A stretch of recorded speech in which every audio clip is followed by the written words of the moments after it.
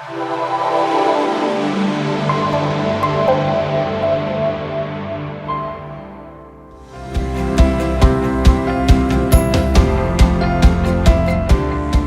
guys, it's Dr. Kisha, and I'm here to talk to you about a really effective study technique.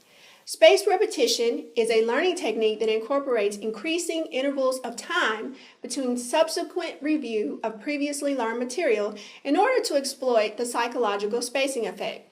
What is that? Well, it means that learning is greater when studying is spread out over time as opposed to studying the same amount of content in a single session. If you are using flashcards, study the cards right before you forget the material. A German science journalist, Sebastian Leitner, who has a very interesting story by the way, created a widely used application of spaced repetition for learning. By separating paper cards into a series of boxes and moving the cards to a different box on each successful or unsuccessful review of the material, it's possible to see at a glance how well you know the material. So, let's say you have 3 boxes or 3 piles of cards called box 1, box 2, and box 3. The cards in box 1 are the ones that you often make mistakes with and forget, and box 3 contains the cards that you know very well, that you've mastered. Maybe you should study the box 1 cards once a day, box 2 cards every 3 days, and box 3 cards, say, every 5 days. If you look at a card in box 1 and get the correct answer, move it to box 2 and forget about it for a few days. A correct answer with a card in box 2 advances it to box 3.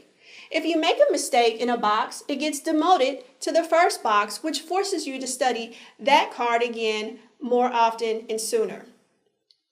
I want you to try this technique and let me know if it works for you. I should also mention that this technique has been widely adopted by computerized flashcard software.